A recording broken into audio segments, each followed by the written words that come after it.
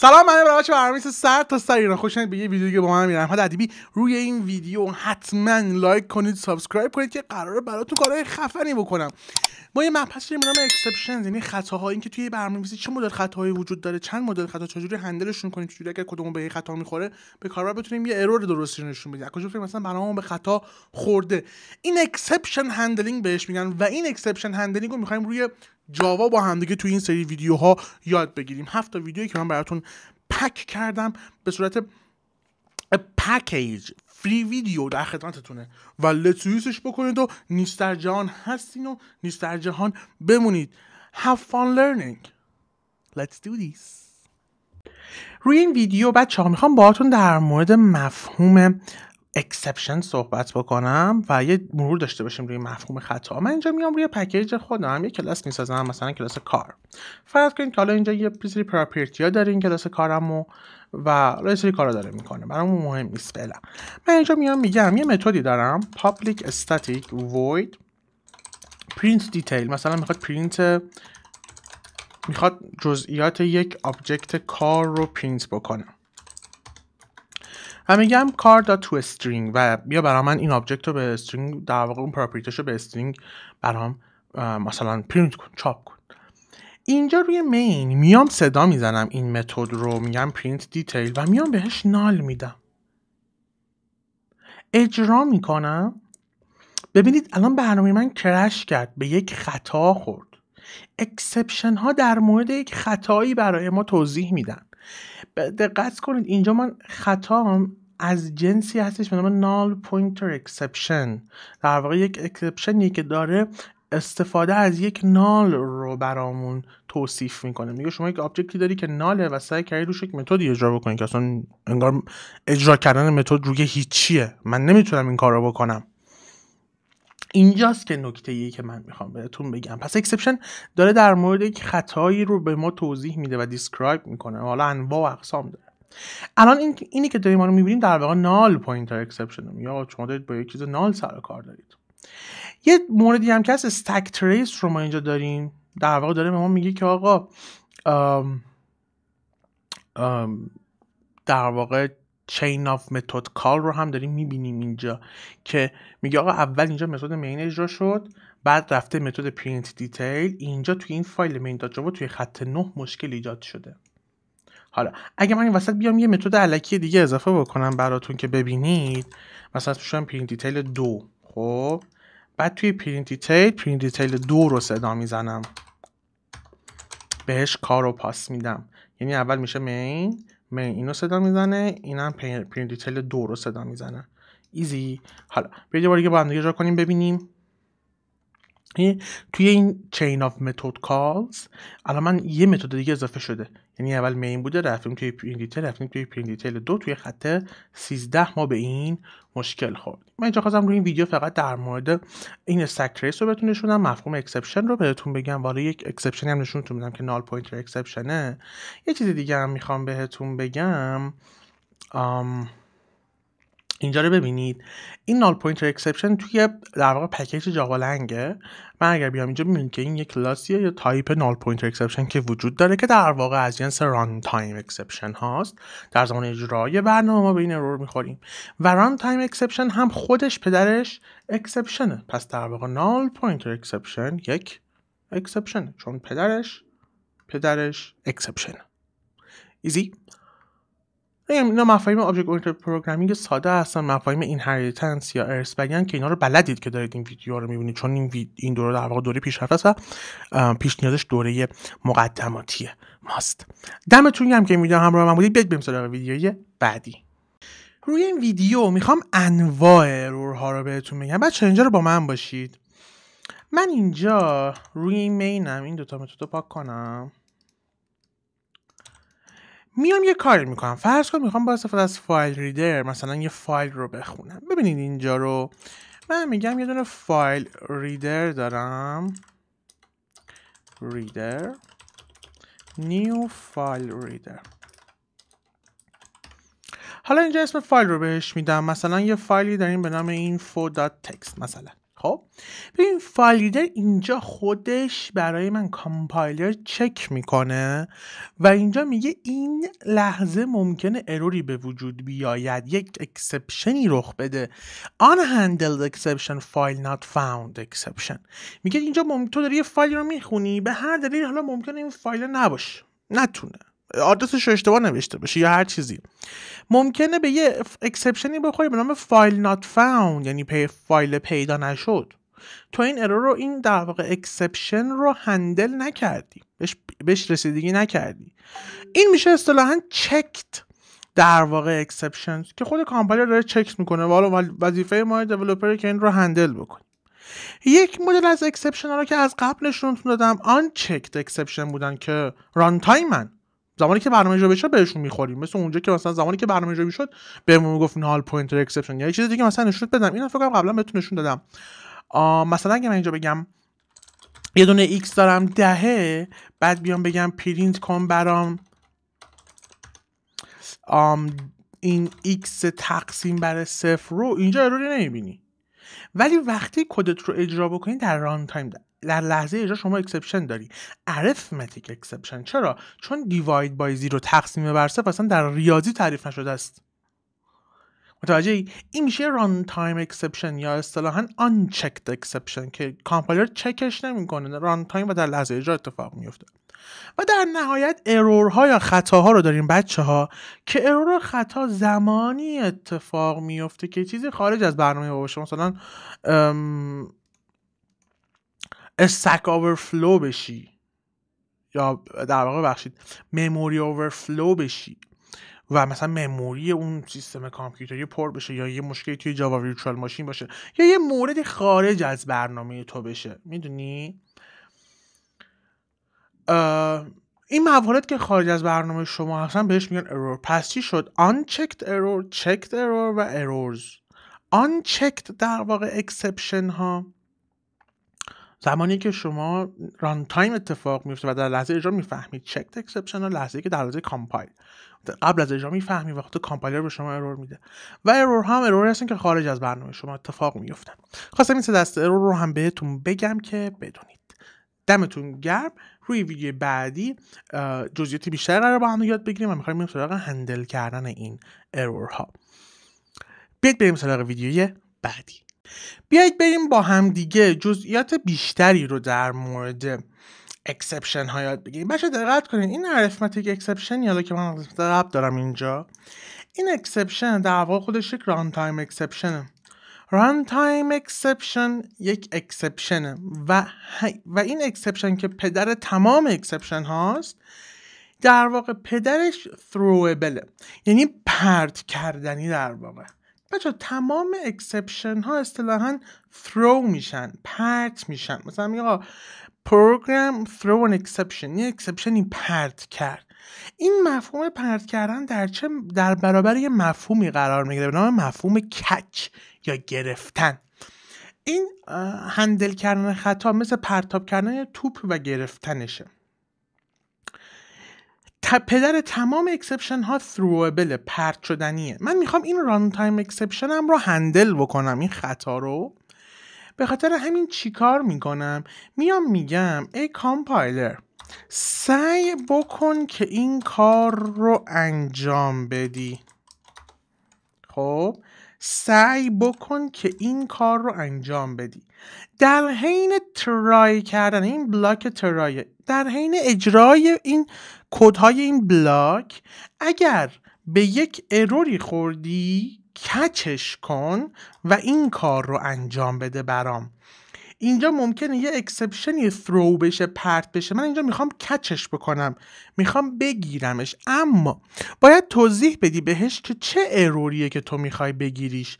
مثلا من میخوام در برابر این ارور یک هندلینگی، مدیریتی رو انجام بدم، arithmetic exception، میخوام در برابر این اکسپشن یک کاری بکنم. خب میگم کچ بکن چیزی از جنس arithmetic exception، اسمشون بذار EX.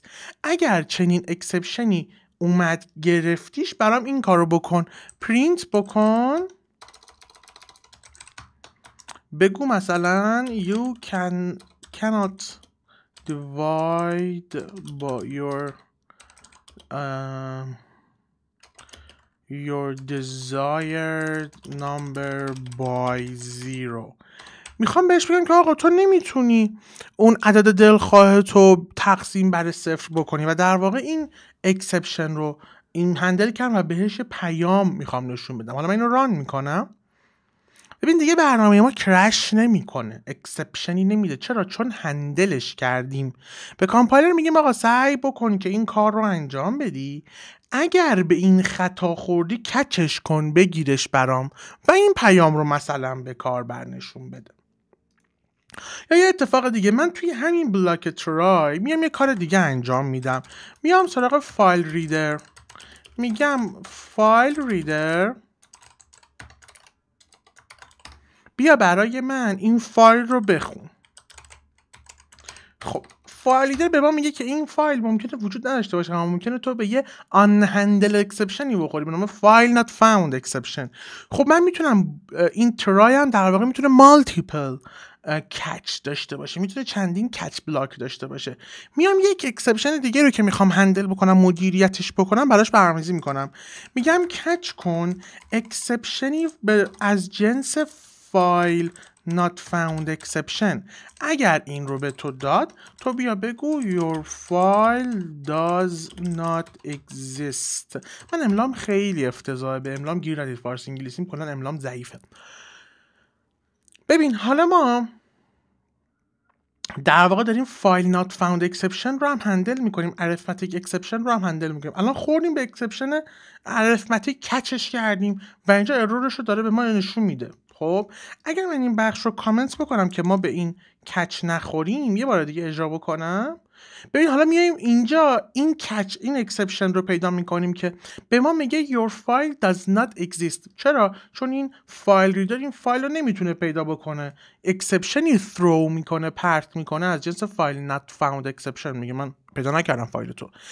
چون توی ترای بلاک نوشتیم، وقتی این اکسپشن میخوره، ترای بلاک بعد از اینکه به اکسپشن بخوره این کچ بلاک ها رو فعال میکنه و من اینجا گرفتم اون اکسپشنی که پرت شده و از جنس فایل نات فاوند اکسپشن بوده و هندلش کردم و به خاطر همین داره ارور خودم رو به هم نشون میده.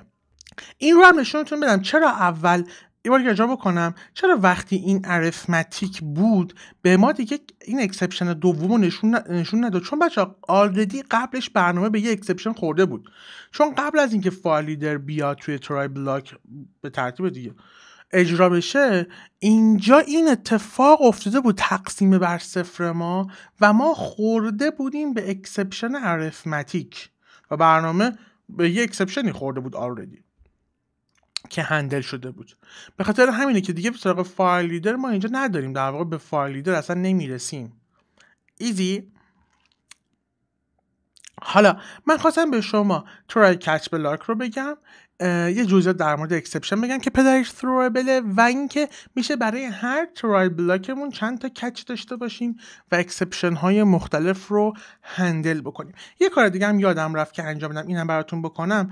این اکسپشن در واقع یک متدی داره روی خودش، همه اکسپشن ها، که به من میگه پرینت استک تریس. میتونیم استک تریس رو هم پرینت بکنیم اگر میخوایم اصلا واقعا استک تریس رو نشونه کاربر بدیم، واقعا همون اکسپشن و ارور رو. بعضی موقع میخوایم ارور رو به دیولپر معرفی بکنیم، نمیخوایم اصلا با کاربر سر کار نداره، میخوایم به اون دیولپر دیگه که از کد ما استفاده میکنه استک تریس رو نشون بدیم و ارورش رو ببینه مثلا. حالا این استک تریس میگه توی متد مین هم خط 11 و این اکسپشن هم دیواید بای 0.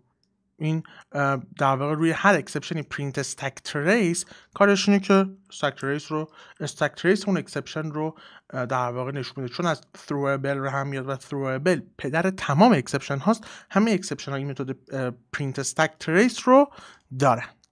دمتون گرم که این ویدیو هم با من همراه بودید. این ویدیو خواستم هندلینگ در واقع اکسپشن ها رو با استفاده از ترای کچ بلاک بهتون نشون بدم. بیاید بریم سراغ ویدیوهای بعدی. روی این ویدیو میخوایم با همدیگه چیزای بیشتری برای در واقع ترای بلاک یاد بگیریم. مثلا یه مثال براتون بزنم. شما توی ترای کچ بلاک میگه آقا یه کاری برام بکن، اگر توی این کارها به یه سری اکسپشن ها خوردم میخوام کچشون بکنم و نسبت بهشون یه کاری بکنم، در واقع هندل بکنم. در نهایت هم میتونید یه کاری بکنید. یه بلاک داره به نام فاینالی. میگه آقا وقتی که این کار رو کردی یا یکی از اینها به یکی از این اکسپشن خوردی و کچش کردی، یه کاری بکن برام. مثلا میتونم پرینت بکنم بگم مثلا دان ایزی، اینو اجرا بکنم ببینیم با هم. ببین در نهایت دانه اجرا میشه. حالا چه به ارور بخوری، مثل الان که به اکسپشن خوردیم داریم استک تریس رو پرینت میکنیم، چه اینکه اصلا هیچ اتفاقی نیفته. میبینیم واقعا هیچ اتفاقی نیفته. حالا ما اینجا چون در واقع این قسمتی که برامون مشکل ایجاد میکرد رو هم کامنت کردیم، اینجا میگه آقا این اکسپشن کاری نمیخواد بکنیم باهاش. is never thrown in the corresponding try block. میگه آقا تو اصلا تو این try block هیچ کاری نمیکنی که اینو در واقع تریگر بکنه، اینو پرت کنه که اینجا میخوای کچش بکنی. میدونی؟ حالا من اینا فعلا پاک میکنم که این ارورمون بره. اجرا بکنم مجدد شما دان رو داری، حالا چه این ترای بلاک باشه میگم چه به یک کچ بخوری. اما برگردم کدم رو بچه، بعضی موقع هست که ما توی فاینالیمون میخوایم در نهایتمون یه کاری بکنیم. اصطلاحاً میگن preventing memory leaks یا releasing resources. این دوتا هم معنی نیستن ولی به هم مربوطن. شما باید ریسورس هاتون رو ریلیز بکنید، از مموری خارج بکنید تا به مموری لیک نخورید. مثلا فرض بکنید این ریدر یه آبجکت بزرگیه و این ریدر بعد از اینکه کارش رو انجام داد و یک فایل رو خوند باید کلوز بشه، ریلیز بشه، از مموری حذف بشه که در واقع مموری افیشنت باشه. میدونید؟ به خاطر همین توی فاینالی ما باید اینجا بیایم بتونیم بگیم ای ریدر کلوز شو. میبینیم؟ بسته شو. اما خب من به ریدر اینجا دسترسی ندارم چون توی ترای بلاک من توی این بلاک نمیبینم این رو. ایزی. میتونم چی کار بکنم؟ میتونم بیام اینجا بگم آقا اسپلیت دیکلریشن ان اساینمنت، خود متغیر رو بیارم جدا کنم بذارم توی متد مین، اینجا توی ترای فقط مقدار ریش بکنم، اینجا توی فاینالی کلوزش بکنم. اما بچه ها مجدد اینجا ما یک ارور دیگری داریم. چرا؟ چون ممکن است این ارور در واقع این ریدر ما هیچ وقت اینیشیالایز نشده باشد، هیچ وقت مقداری نگرفته باشد.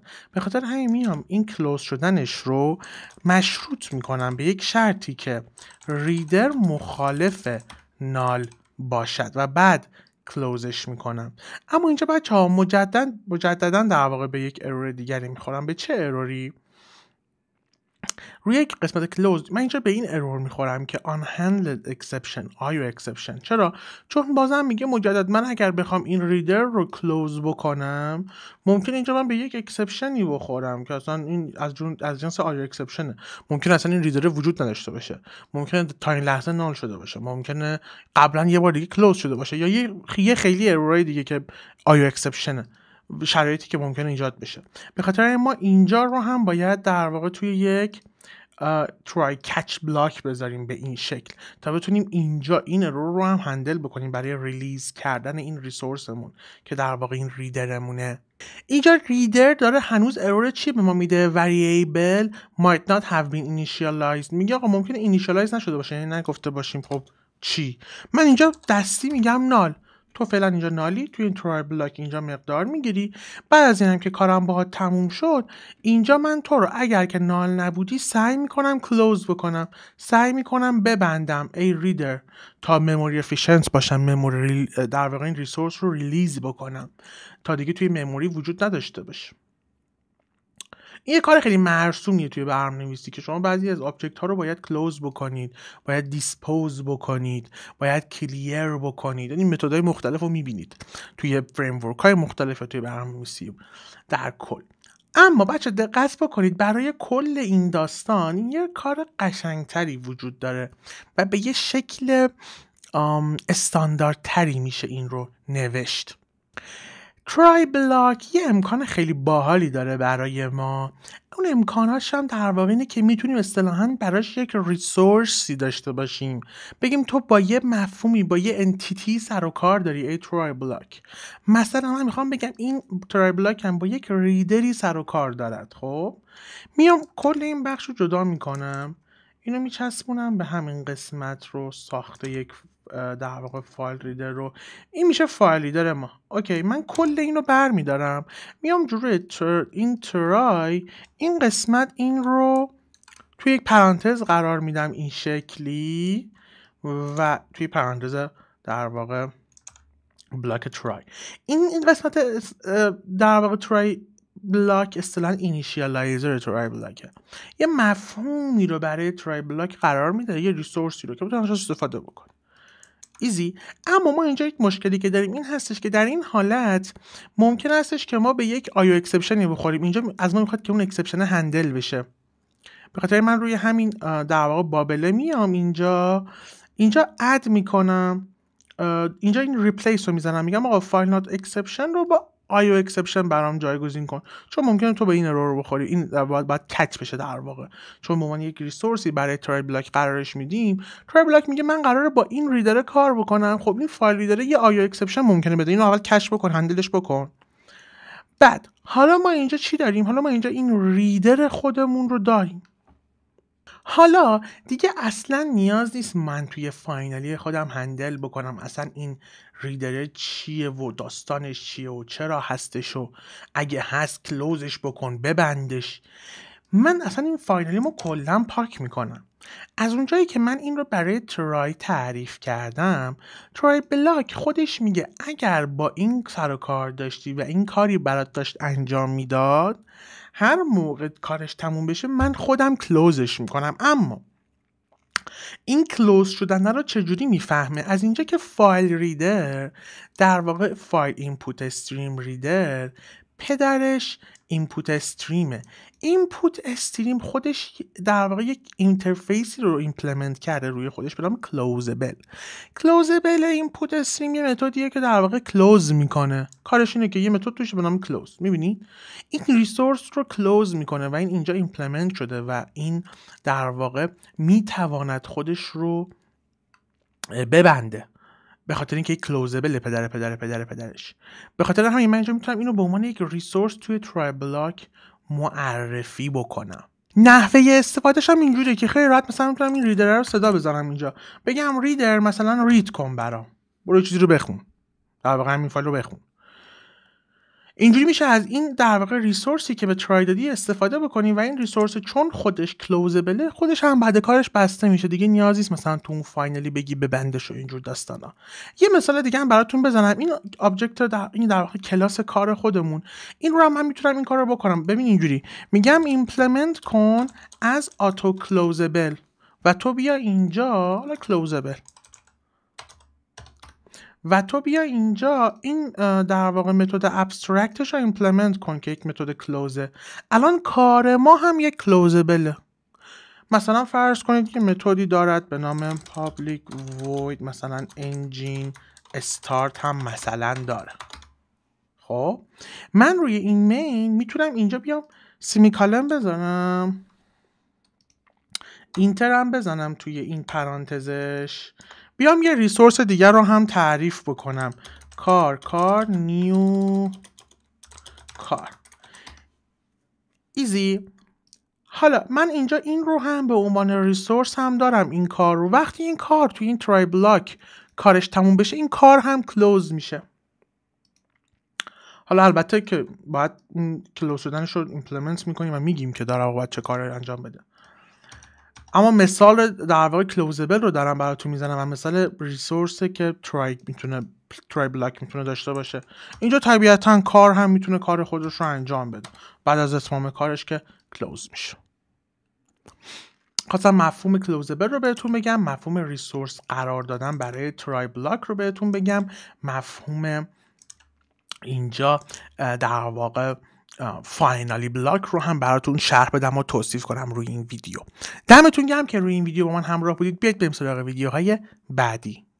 روی این ویدیو میخوایم با هم دیگه برای اولین بار اکسپشن خودمون رو ثرو بکنیم، یعنی کدی داشته باشیم که هندل بکنه اینکه به اون کسی که درش استفاده میکنه یه اکسپشن بدیم. من اینجا یه مین خالی دارم، اینجا هم کلاس کارم، کلاس معمولیه، پابلیک کلاس کار. اون کدی که توش بود پاک کرد. فرض کنید این ماشین ما یه پراپرتی داره به نام اسپید یا سرعت و من توی کانستراکتورش یه دونه اینت اسپید میگیرم و به این پراپرتی میدم اسپید با اسپید ورودی کانستراکتور. یه دونه متد براش میذارم public void accelerate. این متد شتابه، هر موقع صدا زده بشه سرعت افزایش پیدا میکنه، شتاب پیدا میکنه. حالا اون سرعت شتاب رو باید بگیره، میگم یه ورودی بگیر به نام accelerated speed، یعنی سرعت شتاب گرفته شده. اما این سرعته نباید کمتر از سرعت فعلیش باشه. مثلا میخواد شتاب بگیره نباید از 100 کیلومتر بیاد روی 80 کیلومتر، که بعد از 100 کیلومتر بره روی 110 کیلومتر، 120 کیلومتر، 105 کیلومتر. به خاطر همین این باید بیشتر از سرعت خود ماشینه باشه. من اینجا یه شرط میذارم، میگم اگر accelerated speed کوچکتر یا برابر سرعت فعلیشه یه کاری بکنه، اروری بهش بده. در غیر این صورت مثلا بگو car is accelerating، سرعت گرفته این ماشین. اما اینجا میخوام به کاربر یک ارور بدم. یادتونه گفتم اکسپشن ها پرت شدنی هن، باید پرتشون کرد. یه کلمه کلیدی داریم به نام throw، یعنی پرت کردن. میگیم throw کن نیو یه آبجکت جدید از یه اکسپشنی. چه اکسپشنی؟ illegal argument exception. میگم آقا این آرگومنت من یک موردی داره برای من قابل استفاده نیست، میگم این اکسپشن رو پرت کن. حالا بیاید بریم ازش استفاده بکنیم ببینید چه جوری کار میکنه. روی مین میگم یه آبجکت دارم، یه کاری دارم که مثلا سرعتش الان روی 100 کیلومتره. میگم ترای کن که این کار اکسلریت کنه به 90 کیلومتر مثلا، اشتباه. بعد میگم کچ کن illegal argument exception رو. بعد اگر اینجا اومدی میگم مثلا بیا پرینت کن ارور رو. بیاید با هم دیگه خروجی رو ببینیم. یه بار دیگه الان کد رو براتون توضیح میدم. ببین من اینجا ارور خوردم. چرا؟ چون سعی کردم که ماشین رو اکسلریت کنم به سرعتی کمتر از سرعت فعلیش. من اینجا توی این متد گفتم اگر این ورودی کوچکتر یا مساوی اسپید، حالا اسپید این ماشینه 100، من اینجا بهش 90 دادم، خب میشه کوچکتر دیگه. بیا چیکار کن؟ بیا یه اکسپشنی پرت کن. یه آبجکت ساختم از کلاس اکسپشن illegal arguments، یعنی آقا این آرگومان در واقع آرگومانی هستش که برای ما مناسب نیست، ایلیگاله. در واقع ایلیگال میشه غیر قانونی، حالت غیر قانونی. ولی خب اینجا معنی اینو میده که مشکل داره این ورودی این آرگومنت. حالا من اینجا به این اکسپشن میخورم و من اینجا کچش میکنم. این ایلیگال آرگومنت اکسپشن رو کچ کردم، بعد گفتم پرینت کن ارور رو. اینجوری میتونیم ثرو کنیم، پرت کنیم از توی کد خودمون یه اکسپشنی رو. یه کار دیگه هم که بچه‌ها باحاله و میشه انجام داد اینه که بچه‌ها این یه unchecked error ران تایم، در لحظه اجرا بهش برمیخوریم به این اکسپشنه.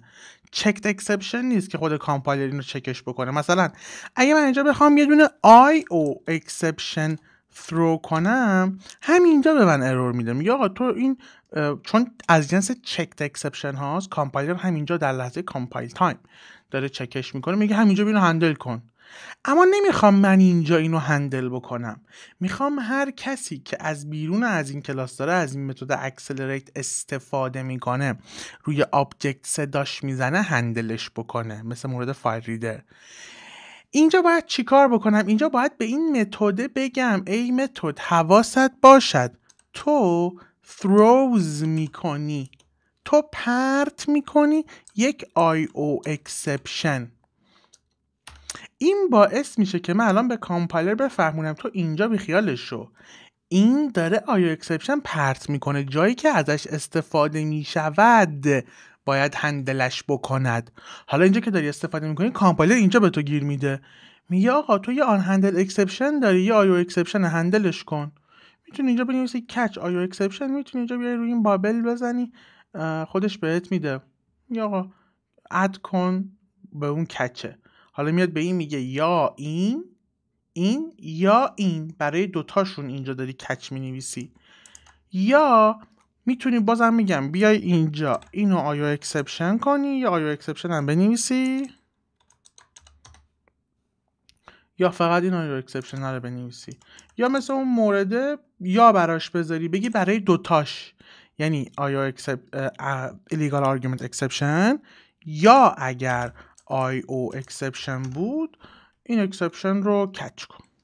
این راههای مختلفی که میشه انجام داد. ولی نکته‌ای که داره اینه که حالا میگم چون داری میگی متد تو قرار است ممکن است یک آیو اکسپشن throw بکنه، بهش میگی throws آیو اکسپشن، ممکنه اینو پرت بکنه. اینجا هم که آیو اکسپشن داری پرت میکنی توی این حالتت، اینجا کامپایلر میفهمه که اینجا چک بکنه و باید اینو هندل بکنی. اگه کلا کچ ننوشته باشی اینجا میگه اد کن کچ کلاز و اینجا میتونی آیو اکسپشن رو در واقع اضافه بکنی و کچش بکنی. این از در واقع پرت کردن اکسپشن خودمون. کد ما داره اکسپشن میده. اما بچه‌ها این اکسپشن ها رو باید زمانی پرت بکنید که این در واقع کدتون رو داره دیولپر دیگه استفاده میکنه. اگه کد نهایی و خود اپلیکیشن و اند یوزر داره از این استفاده میکنه، بهتر خودتون هندل کنید و اکسپشن ثرو نکنید. اکسپشن ثرو کردن معمولا توی لایبرری هایی که دارید می‌نویسید، ممکنه شما این لایبرری دارید می‌نویسید که برنامه‌های دیگه استفاده بکنن، یا پکیجی دارید می‌نویسید که برنامه‌های دیگه استفاده بکنن. ثرو کردن اکسپشن کار مناسب‌تر و منطقی تریه. اما شما با کلمه کلیدی throw و آبجکت ساختن از یک اکسپشناتون رو پرت میکنید. اگر که checked exception هستش و کامپایل تایمه مثل آیو اکسپشن، توی کد خودتون نباید اینجا اینو هندل بکنید. به کامپایلر با گفتن این که throws اون اکسپشن، حالا اون جنس اکسپشن که متد کامپایلر بفهمه این متد این اکسپشن رو پرت میکنه، به کامپایلر میفهمونید که در لحظه استفاده این قرار هندل بشه. این چیزی بود که خواستم روی این ویدیو بهتون بگم. دمتون گرم که این ویدیو همراه من دیدید. بریم سراغ ویدیوهای بعدی. Let's do this. روی این ویدیو بچه‌ها می‌خوایم یه کار باحال بکنیم. می‌خوایم بریم برای اولین بار اکسپشن خودمون رو بسازیم. ببین مثلا ما داریم اینجا از یه چیزی استفاده می‌کنیم به نام آیو اکسپشن، یا مثلا میگفتیم legal argument exception. ولی خب بعضی موقع استفاده از اکسپشن هایی که وجود داره معنایی نداره برای پروژه ما و ما نیاز داریم که در واقع اکسپشن های خودمون رو بسازیم. من یه پکیج هم کلیک راست میکنم نیو فایل جاوا کلاس، یه دونه اکسپشن میسازم به نام anti accelerate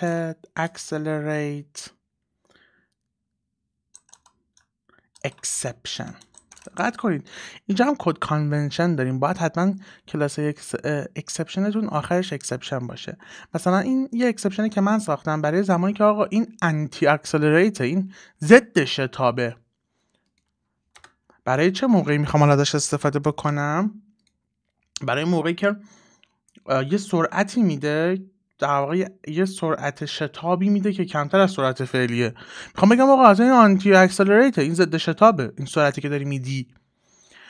حالا این کلاس اکسلریت اکسپشن خودم رو باید بگم ارث بری میکنه از اکسپشن، که در واقع وقتی کلاس شما اکسپشن میشه چکت، در واقع اکسپشن یعنی کامپایلر چکش میکنه. اگه که میخواید ران تایم باشه باید از ران تایم اکسپشن ارث بری بکنید. حالا من اینجا میام میگم کلاس من ارث بری میکنه از اکسپشن، روی کانستراکتورش کلاس سوپر، در واقع کانستراکتور سوپر یا کلاس پدرش رو صدا میزنم. به کانستراکتور پدرش میگم باید یه مسیج پاس بدیم، در واقع پیام این متن مسیج این اکسپشنمونه، تکست ارورشه. میگم که you have to put speed bigger than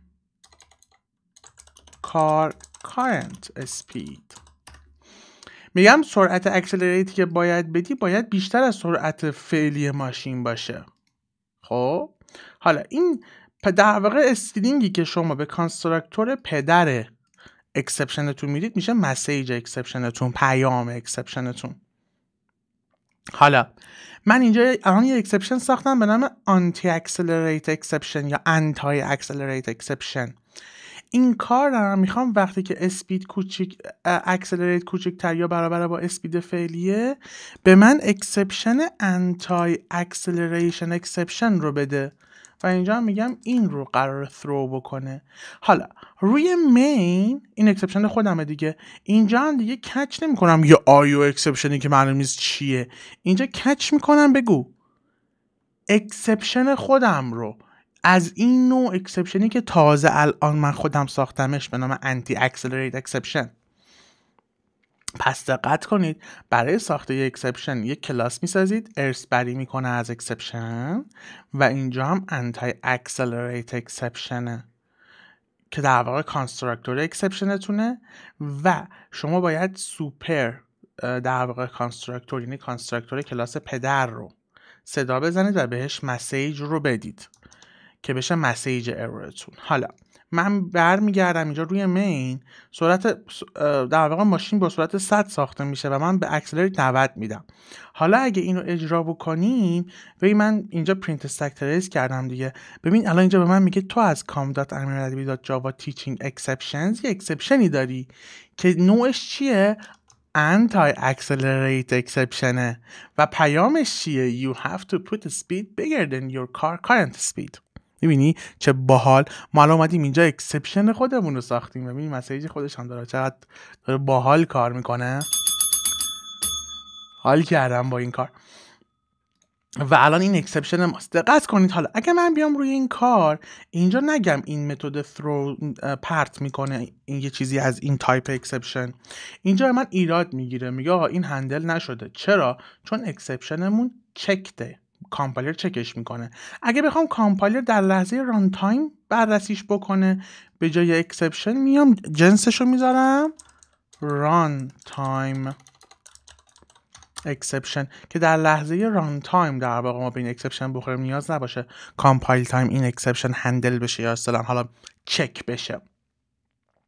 این هم یه تفاوتی بود که خواستم بهتون بگم. ران تایم میشه unchecked، اکسپشن میشه checked و ساخت اکسپشن کاستوم خودمون و استفاده ازش رو و هندل کردنش رو که با هم دیدیم. دمتون گرم که این ویدیو همراه من بودید. بیاید بریم سراغ ویدیوی بعدی. روی این ویدیو میخوام در مورد اکسپشن چین of exception صحبت بکنم یا اکسپشن چینینگ و میخوام تاکیدم باشه روی کلمه کلیدی caused by. خیلی کلمه کلیدی مهمیه، حتما اونایی که اندروید دیولپ کردید یا کلا جاوا دیولپ کردید، تجربه دیولپ با جاوا رو دارید، این ارور رو باید دیده باشید. caused by another exception یعنی چی؟ ببین من اینجا روی کار میگم آقا وقتی که یه عدد سرعتی دارم که ضد شتابه، یه اکسپشنی دارم که anti accelerated exceptionه و اکسپشنی که دارم میگه آقا نمیتونم اکسلریت بکنم این کار رو توی این سناریوی ما. اما بعضی موقع هست ما میایم یه اکسپشن کلی تری رو در نظر میگیریم. مثلا یه اکسپشن میسازم به نام کار اکسپشن که آقا مشکلات مربوط به ماشینه، به این ماشین، به این موجودیت کارمون که ارث بری کرده از اکسپشن. و حالا چی میگم؟ میام توی کار به جای اینکه این اکسپشن رو ثرو بکنم میام ازش یه آبجکت میسازم از همین جنس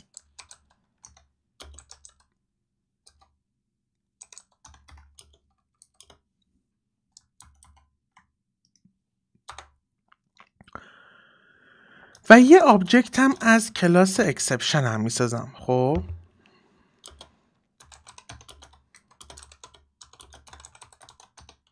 حالا اینجا رو با من باش. حالا میام اینجا چی میگم؟ میگم ای اکسپشن ماشین کار اکسپشن یه متدی داره به نام init cause، یعنی دلیل آغاز شدن این اکسپشنی از جنس خطای ماشین چیه؟ init یعنی initialization، آغازسازی. cause یعنی دلیل، یعنی چرایی. میگم آقا چرایی این کار اکسپشن چیه؟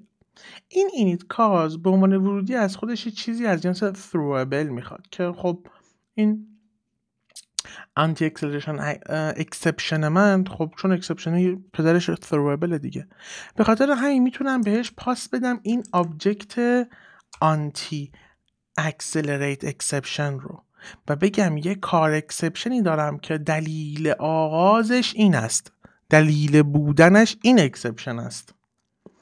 و بعد چیکار بکنم؟ طبیعتا throw بکنم کار اکسپشن رو.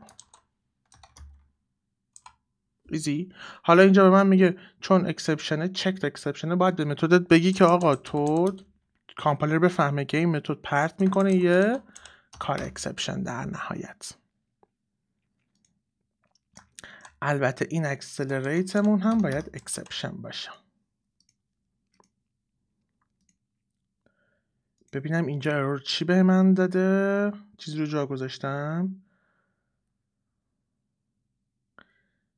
expression expected. آها ببخشید بچه، من کلاس رو نوشتم کار اکسپشن. ایزی. و اینم کار اکسپشن برمیگردونه. حالا من اینجا توی مین اینجا باید کار اکسپشن رو هندل بکنم و اکسپشنش رو بگیرم. حالا دقت کنید، من اینجا یک کلاس پدری ساختم و کلی‌تری ساختم که روی کار این کلاس رو در واقع این اکسپشن رو ثرو میکنم، با این تفاوت که به این اکسپشن میگم دلیل آغازینش یه آبجکتی از جنس اکسپشن دیگه است، مثلا انتای اکسلریتد اکسپشنه. حالا شما میگی امیر احمد چرا این کارو کردی، چه مرضی بود، مثلا چرا نمی‌تونی فقط کار اکسپشن بگی، فقط اینو بگی؟ ببین بعد این بیشتر توی لایبرری‌ها بازم میگم استفاده میشه، خیلی کم پیش میاد که شما اینجوری توی کد معمولیتون یه اینجور چینینگ اکسپشنی داشته باشید که یه اکسپشنی در واقع دلیل آغازینش یه اکسپشن دیگری باشد. این توی سناریوی واقعی خیلی بیشتر براتون ملموس میشه، ولی من میخوام بازم شکل کار رو ببینید که چه جوریه. حالا روی مین من اینجا کچ کردم این کار اکسپشن رو، خب سرعت 190 دادم، مجدد من میام تو اکسپشن دیگه.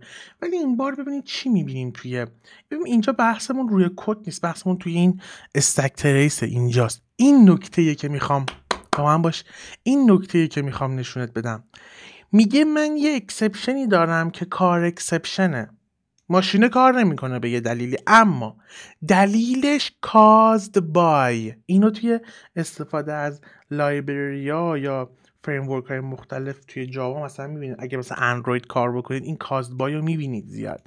میگه آقا اکسپشن caused byش دلیلش anti accelerate اکسپشنه که باید سرعت بیشتری بدی نسبت به سرعتی که ماشین در حال حاضر داره تا ماشینت شتاب بگیره یا اکسلریت بشه. کلمه کلیدی caused by و اینکه یک اکسپشن شما یک کازی داره که یه اکسپشن دیگه است مورد آموزشی ماست که شما با اینکه یه اکسپشن بزرگتری در نظر بگیرید و اون اکسپشن بزرگترتون رو با اکسپشن های کوچیکتر اینیت کاز بکنید، باعث میشه که این کاز بای رو بتونید ایجاد بکنید. یعنی اکسپشن دلیلش اکسپشن دیگه است، چینینگ اکسپشن در واقع میشه این مفهومی که نشونتون دادم. این کد حتما 2-3 بار بزنید، این ویدیو رو 2 بار ببینید تا این مفهومش بیشتر براتون جا بیفته. دمتون گرم که میدونم با من دیدید و مفهوم اکسپشن ها رو تقریبا با جزئیات خیلی خوبی یاد گرفتید. مورد دیگه روی اکسپشن ها نمیمونه خیلی عجیب غریب باشه، چیز دیگه فکر نکنم باشه. دمتون گرم، بیاید بریم سراغ ویدیوهای بعدی.